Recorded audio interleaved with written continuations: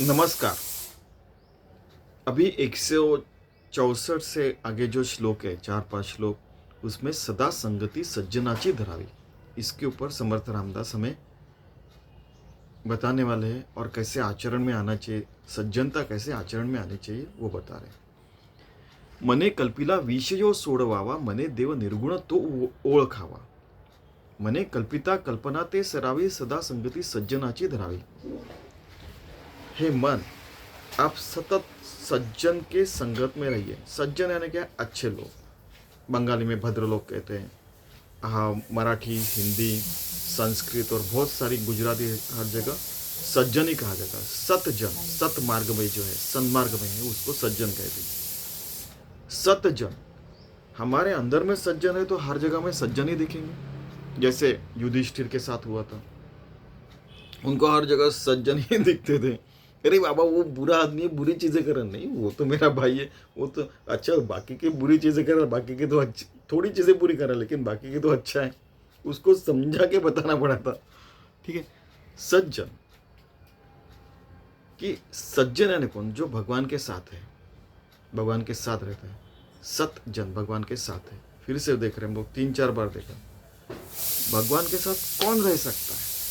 देह बुद्ध्या तु दासों, जीव बुद्ध्या तदंश, आत्मबुद्ध्या तुम्हें हो, कि मैं देह से आपका दास हूं। रामदास जी भी वही कह रहे हैं, हनुमान जी भी वही कह रहे हैं, रामदास। वो उनके साथ है, उनके संगत में, तभी उनको सज्जन कहते हैं। इसका मतलब हमारा मन अगर सज्जन हो गया तो हम भी सज्जन हो जाएंगे। जिसका मन सज्जन है वो भगवान से एक रूप ही हो गया। मने कल्पिला विषयों सोडवावा, मन में अगर कल्पना है, विषयों की कल्पना है कि मुझे ये करना चाहिए, वो करना चाहिए, आज 100 रुपये कमाया, कल 150 रुपये कमाऊंगा, वगैरह वगैरह, ठीक है, वो काम करने का है। जैसे झाड़ पोछ करना है तो झाड़ पोछ करने का है, पढ़ाई पढ़ाई करने की है, उसके ऊपर बहुत ज़्यादा सोचने का नहीं, पढ़ाई करने की, काम करने का है। जो काम करने का है, अगर खाना पका रहे वो भगवान का प्रसाद समझ के करने का, हर कर्म पूजा जैसे करने का। फिर पढ़ाई करने की, वो भी पूजा समझ के करने का। ठीक है। बाद में तभी हमारे मन से जो फालतू विषय, फालतू चीज़ें वो निकल जाएगी। अगर ग्लास में पानी भर दिया तो हवा निकल जाएगी, वैसे हमारे मन की जो हवा है विषय की, वो निकल जाएगी। मने कल्पिना विषयों सोडवा, मने देव निर्गुण तो ओळखावा। अपने मन का जो निर्गुण भगवान है वो हमें समझना चाहिए, उससे एकरूप होना चाहिए, रहना चाहिए उसके साथ। निर्गुण है भगवान। मने कल्पिता कल्पना ते सरावी, कांटे से कांटा जैसे निकालते हैं, वैसे ये जो कांटा है, बहुत ज़्यादा कल्पना कर रहे हैं, चिंता कर रहे हैं, तो वो चिता से जैसे जला के कांटे से कांटा निकालना चाहिए ऐसा, फिर भगवान से एकरूप हो जाएंगे। सदा संगति सज्जन आची धरावी। सबसे बड़ा सज्जन कौन है? हमारा मन। मन ही सज्जन होगा तो हम भी सज्जन हो जाएंगे, भगवान से एकरूप हो जाएंगे। ये समर्थ रामदास कह रहे हैं। देहादिक प्रपंच हा चिंती येला, परी अंतरिक लोभ निश्चित ठेला, हरि चिंतने मुक्ति कांता करावी, सदा संगति सज्जनाची धरावी, सज्जनांची धरावी। कि देह के साथ जो प्रपंच है उसके बारे में चिंता क्या करने का, जो काम करने का है, और हर चीज़ पूजा जैसे करने की, वर्क इज वर्शिप के टाइप। ठीक है। देहातीक, कि हमारे ये रिलेटिव्स है, हमारे ये दोस्त है, हमारे भाई बंधक है, उनके बारे में चिंता करने की जरूरत नहीं। आप है फिर भी वो रहेंगे, आप नहीं रहे फिर भी वो रहेंगे। लोभ नहीं रखने का उनके साथ, निश्चितता से और निश्चिंतता से रहने का।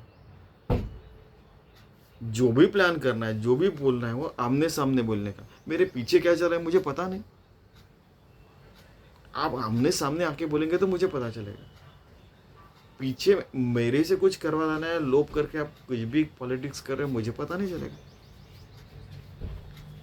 लेकिन हम हमारे मन में लोभ नहीं करना चाहिए। हमने निश्चित करना चाहिए कि मैं ये काम करूँगा, मेरा ऐसा काम है, मेरा ऐसा धर्म है, मैं ऐसे ऐसे करूँगा। ये सारी चीज़ें प्लान करके अच्छी तरीके से करनी चाहिए। एक बार आदत हो गई तो आदत फिर आगे पीछे नहीं देखती, वही आदत बन जाती।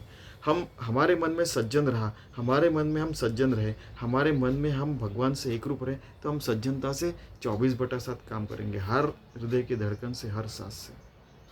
हरि चिंतने मुक्ति कांता करावे, फिर मुक्ति मोक्ष भगवान के चिंतन में सतत हमारे साथ रहने लगती है। हमारा चलना बोलना सब कुछ भगवान से एक रूप हो जाता है। लोगों को पता चलता है, हमको भी अंदर में पता चलता है। सदा संगति सज्जनाची धरा है, सतत सज्जन के साथ रहना चाहिए। सज्जन कौन है? भगवान। भगवान से एक रूप रहना, उसको सज्जनता कहते हैं। सत जन, पूरे जन। जन क्या है?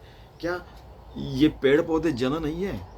वो भी हमें कुछ बोल रहे, बता रहे, हमको समझ में नहीं आ रहा। हर व्यक्ति, हर शक्ति कुछ ना कुछ रिफ्लेक्शन देता है, कुछ ना कुछ उनमें से रेज कम्युनिकेशन होते रहता है। हम अगर उतने सूक्ष्म हो तो हम वो पेड़ में क्या बता रहे पता चलता है, परावाणी से, या जो भी कहना आप कह सकते हैं। वैसे तो भगवान ही हर जगह है, वहाँ उससे एक रूप रहना है। तो सदा संगति सज्जनाची धरावे, उसके साथ रहने लगे, भगवान के साथ, तो मुक्ति तो है ही है, मोक्ष तो है ही है। हमें विशेष मुक्ति, विशेष मोक्ष, विशेष कैवल्य प्राप्ति, विशेष आत्मज्ञान, विशेष कुछ करने की जरूरत नहीं। देखिए कितनी सुंदर है भाषा इनकी। अहंकार विस्तारला या देहाचा, स्त्रिया पुत्र मित्रादिके मोह त्यांचा, बळे भ्रांती हे जन्म चिंता हरावी, सदा संगति सज्जनाची धरावी। 166। अहंकार देह का कितना विस्तार रहता है। स्त्रियाँ जैसे मेरी माता है, मेरी पिता है, मेरी माता है, मेरी बहन है, ये देखो मेरी बेटी है, ये मेरी मौसी है, बहुत सारी चीज़ें। स्त्रियाँ, पुत्र, मेरे ये पुत्र है, मेरा ये है, मेरे पिताजी है, मेरे पिताजी बोलते ये मेरा पुत्र है, यानी इन सब का मोह होने लगता है। ये मेरे दोस्त है, मेरे क्या दोस्त है पता है क्या तेरे को? अरबपति है, खरबपति है, बड़े बड़े साइंटिस्ट है वगैरह। ठीक है, ये छोटी छोटी अहंता, इसका हमें मोह होने लगता है। फिर क्या होता है? बड़े भ्रांति है जन्म चिंता हराई, बलपूर्वक भ्रांति निर्माण होने लगती है। भ्रांति यानी वो कंप्यूटर वाली भ्रांति। भ्रांति आपको पता है, वर्चुअल भ्रांति यानी हमारे मन में कुछ तो भी अलग है लोगों के बारे में, लोगों के मन में हमारे बारे में कुछ है। भ्रांति है, नहीं तो क्या है? जन्म चिंता हराई, ये जन्म की जो चिंता है, फिर से पुनरपि जन्म पुनर्विमरणम, ये फिर से फिर आने लगता है। लखा 84 से फिर हमें फिर से लेना पड़ता है। अगर वो चिंता की, अगर अहंता रखी, मैं देह हूँ ऐसे समझे, तो ये गड़बड़ हो सकती है। फिर हमको क्या समझना चाहिए? एक बार हनुमान जी ने पूछा है कि हम वो तत्व के ही पार्ट है। देह बुद्धि तो दासों, जीव तो अंश, आत्मबुद्धि तो मैं, हरदम याद रखने का। और वैसे फिर देह बुद्धि से हम सेवारत रहने का, जीव बुद्धि से भगवान का अंश समझने का, और आत्मबुद्धि से हम और भगवान आप एक रूप से रहने का, और सारे अच्छे कर्म करने के, सारे रूल्स एंड रेगुलेशन शास्त्र फॉलो करके वैसा हमारा बिहेवियर होना चाहिए। नहीं तो आप बता रहे लोगों को आत्मज्ञान और खुद कोरड़े पाषाण और खुद के अंदर कुछ भी नहीं, ऐसा नहीं होना चाहिए। ये भ्रांति निकल जानी चाहिए। फिर सदा संगति सज्जनाची धरावे, फिर से वही करे कि वो सज्जन, हमारा मन ही सज्जन हो जाना चाहिए, भगवान से एक रूप हो जाना चाहिए।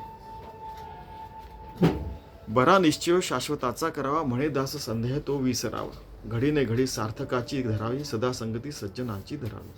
167। शाश्वत क्या है? केवल परमात्मा। बाकी सब चीजें आने वाली जाने वाली है, चेंज होने वाली है। परसों हमने देखा कि यहाँ पे ये बिल्डिंग है, 50 साल के बाद वो नहीं रहेंगे। स्वामी विवेकानंद जी कहते हैं कि 100 साल के बाद मैं था, 100 साल के बाद मेरा देह नहीं रहेगा, खत्म।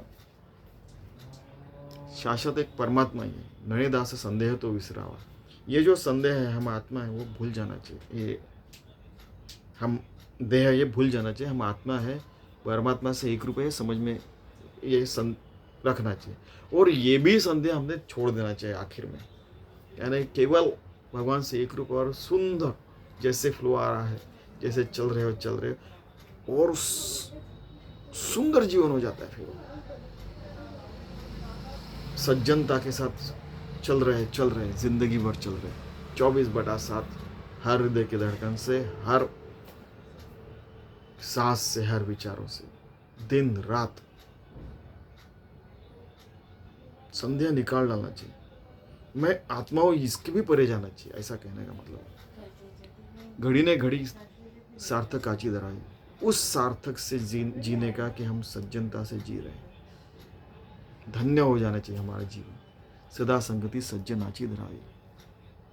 ऐसा हमारा मन ही सज्जन कर डालते, हमारी बुद्धि सज्जन कर डालते। देह मन बुद्धि आत्मा सब जगह, अंदर बाहर सब विचार सब कुछ सज्जन बना लेते, भगवान से एक रूप हो जाते। ऐसा जिंदगी हमने जीना चाहिए, ऐसी जिंदगी जीनी चाहिए, ऐसे समर्थ रामदास हमें कह रहे हैं। चलिए हम ऐसे 24/7 सज्जनता से जीवन जीने का प्रयास करते हैं, जिसके लिए समर्थ रामदास खुद के विचारों से हमें प्रेरित कर रहे हैं। धन्यवाद।